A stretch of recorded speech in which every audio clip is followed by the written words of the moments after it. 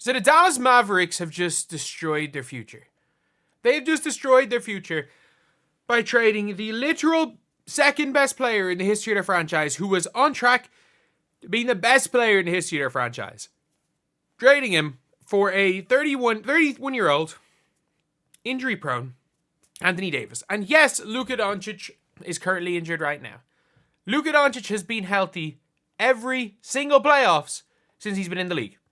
This is the first real injured season outside last year, and even an injured Luka got them to the freaking finals. If you guys think this is ridiculous, subscribe. We're trying to hit 10,050 subscribers by the end of the day. Thank you guys so much, by the way, for 10,000 subscribers on this channel. And for that reason, we are going ultra hard on this Luka Doncic stuff. I want everyone in America is going to wake up. You guys are going to wake up at 9 a.m. Eastern time to 6 Luka Doncic videos on this channel. But it's mental.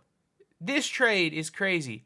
And they, in my opinion, they have ruined, and I mean ruined, their future. There is no future in Dallas. They mortgaged their future for what? A conference semi-final this year? Simply put, that is what they mortgaged their future for. A chance at making a conference semi-final. Because they're not the best team in the West. The Thunder match up even better to them now because they can now just put Lu Dort on Kyrie. They've got Isaiah Hartenstein, I'm not sure how to pronounce the name, but they've got Isaiah Hartenstein, and they have literally have him to guard AD, and yeah, Shea just runs riot.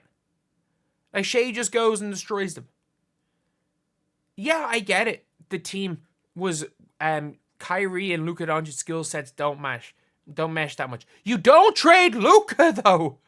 You don't trade Luka. Luka could have been 350 pounds. The guy was averaging 28, 8, and 8 this year. And the team looked unbelievable when he played. I don't care if he's 300 pounds. You put him on a damn weight program. You make the guy, you put him on a weight program. You literally put a Zion weight clause in his contract. You put a weight clause that if he misses certain weights, he doesn't get paid a supermax. If that is an issue, you do that. You don't trade the guy for a terrible trade. People are like, oh yeah, Anthony Davis is a better player than Luka. No, he's not. He's what? 5 years, he's 6 years older than Luka. He's not as good as Luka. And he's just the LA Lakers all of a sudden now are in a position where when LeBron retires in 2026, they can sign a big free agent. And the thing is, Luka Doncic is going to make Jackson Hayes look competent because he's at least athletic. All you have to do as a center for Luka Doncic, imagine prime JaVale McGee with Luka Doncic. Not the version of JaVale McGee to play with Luka, prime JaVale. All you need is to find an athlete from somewhere. You could probably find, not necessarily a G League center, but you can find, you can genuinely find any old center to fit with Luka Doncic. And you've now got, you've now got your future. The Lakers, who look like they had no future, have now got their future. I can't believe it. I cannot believe the Lakers managed to pull this off. They were never winning this year with LeBron. They were never, with LeBron, with AD, it did not matter. They were never winning this year. So it didn't really matter to me. So it didn't really matter what they did. But instead, they now have a shot of winning next year.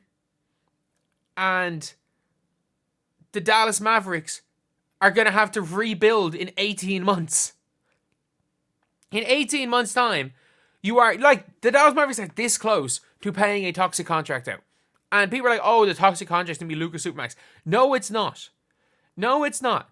The toxic contract is going to be when Kyrie and AD are in their mid to late 30s and Dallas are still paying them supermax money, and they turn into the damn Phoenix Suns. Not quite Matt Ishbia, but they turn into the Phoenix Suns. You can't do that. You cannot pay toxic contracts out. And very soon, right now, AD and Kyrie are not toxic contracts. Very soon, Kyrie is going to be, before we know it, this team will have peaked at the second round of the playoffs. They're going to have a 35-year-old Kyrie, a 33-year-old AD, and they're going to be like, we need to make one more winning move. We're one piece away. No, like it's an aging duo. You don't do this. You don't do this. You don't trade one of the best 25-year-olds in the history of the sport for a post-prime Anthony Davis. Yes, AD is still elite, but he is not in his prime. For anyone who thinks AD is in his prime, AD's prime is in his mid-20s. Like, AD's what? All-NBA's third team, second team at best this year? And you've traded a guy who made 5 straight All-NBA first teams, and had he not gotten hurt this year, and realistically, he was kind of playing off an injury from last year and taking time out is good, you literally traded a guy who was going to be a 6-time All-NBA first team member.